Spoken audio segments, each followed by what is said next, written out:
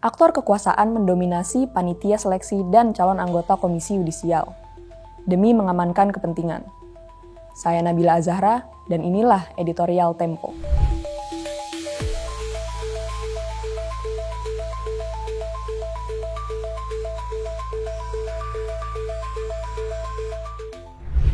Hampir semua lembaga yang dibentuk setelah Reformasi 1998 masih berdiri hingga kini. Namun, hampir semuanya kehilangan esensi. Lembaga-lembaga yang didirikan dengan tujuan mengoreksi praktik buruk di masa lalu itu kehilangan gigi dalam menjalankan fungsinya.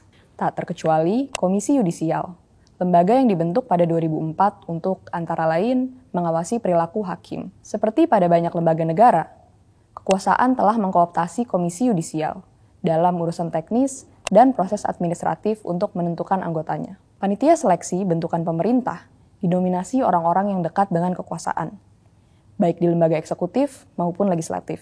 Para calon yang dihasilkan panitia itu pun adalah tokoh-tokoh di lingkaran kekuasaan. Proses rekrutmen memang memenuhi persyaratan formal, tapi prosesnya didesain agar kekuasaan bisa mengkooptasinya. Kita tahu Komisi Yudisial bertugas mengusulkan pengangkatan Hakim Agung kepada Dewan Perwakilan Rakyat. Pengisian kandidat oleh kalangan dekat akan memastikan penunjukan Hakim Agung kelak juga bisa mulus sesuai dengan kepentingan penguasa. Begitu juga dalam tugas lain Komisi Yudisial, yakni menjaga kehormatan, keluhuran martabat, dan perilaku hakim melalui pengawasan eksternal. Selama ini, hubungan Komisi Yudisial dengan DPR kerap tegang. Pada Agustus 2024, Komisi 3 DPR yang membidangi hukum menolak 9 calon Hakim Agung dan 3 calon Hakim ad hoc hak asasi manusia yang diajukan Komisi Yudisial. Alasannya, 2 calon Hakim Agung Kamar Tata Usaha Negara Khusus Pajak tak memenuhi syarat berpengalaman 20 tahun sebagai hakim pajak. Padahal, secara teknis, pengadilan pajak baru terbentuk kurang dari 20 tahun. Setahun kemudian, pada Agustus 2025, DPR juga menolak 16 calon Hakim Agung usulan Komisi Yudisial. DPR beralasan di saat bersamaan seleksi anggota Komisi Yudisial sedang berjalan. Padahal, pemilihan hakim dan komisioner Komisi Yudisial bisa dilakukan secara paralel. Dengan dalih yang dibuat-buat itu, praktik ini bukan lagi sekedar dinamika legislatif biasa. Di sini terlihat upaya pembajakan institusi hasil reformasi oleh oligarki politik. Lembaga yang semestinya menjaga kehormatan hakim dan memastikan independensi peradilan pun terkooptasi. Komisi Yudisial bakal menyusul lembaga lain yang juga telah terkooptasi.